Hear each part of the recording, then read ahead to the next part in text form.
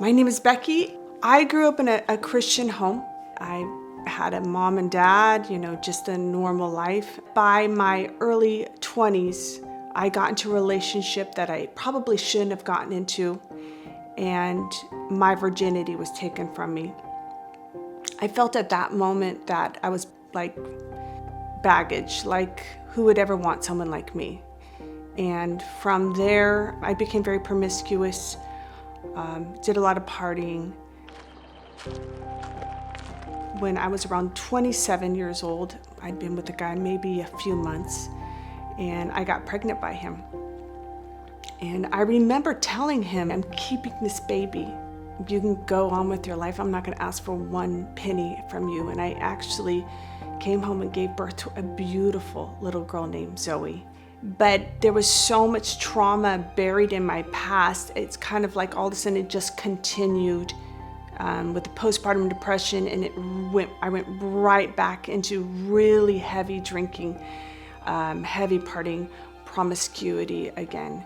When Zoe was around 9 months is when I got pregnant for the second time. Different guy. I knew the guy that impregnated me wouldn't want anything to do with us, and he didn't. So that is when I made a decision immediately. I'm going to get this abortion. And then again, that same vicious cycle starts happening. I go into promiscuity and drinking and partying and all those things again.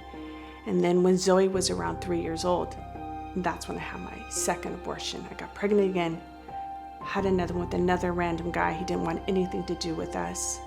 And I remember at the second abortion is when I wanted to die. My abortions were done in complete secrecy. No one knew what I was doing.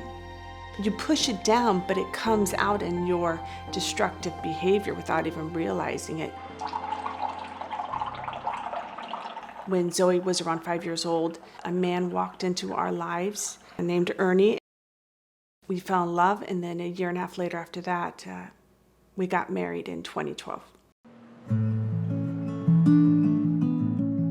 Once I'd really truly surrendered to the Lord, I was okay with telling people about my abortions. I had no qualms about it. I just was like, this is who I am. God's forgiven me. I'm moving on with my life. Someone came up to me and told me, they're like, I heard about your 2 abortions. She said, I think you should come to a retreat designed for anyone who's had any pregnancy loss that includes abortion and miscarriage, that is sponsored by RealOptions, and you should come, Becky. And I was like, no, I'm good. Why in the world would I want to go to a retreat that has to deal with your abortions? That's just silly. I'm good. Why would I want to, bring that up? She went over and talked to my husband, and he goes, great idea. So that's when my husband and I went to a Rachel's Vineyard retreat. I got there and I thought, I'm not going to be vulnerable with anybody.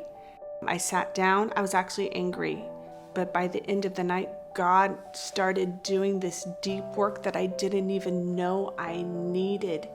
I had such incredible self-hatred and unforgiveness towards myself that I had been carrying since I was a little girl, even before the abortions, of my unworthiness that was all connected to so many different things in my past that made me understand why I had my abortions. It started on Friday night. By the Sunday, I remember thinking, I have to love myself. And it actually changed the trajectory of what I wanted to do. On that third day, I'm like, this Rachel's Vineyard retreat is the most amazing thing that RealOptions is doing. I want to do that. Oh my gosh. Today, I am the Hope Program Manager. I oversee all the retreats and Hope support groups and anything related to pregnancy loss that includes abortion and miscarriage.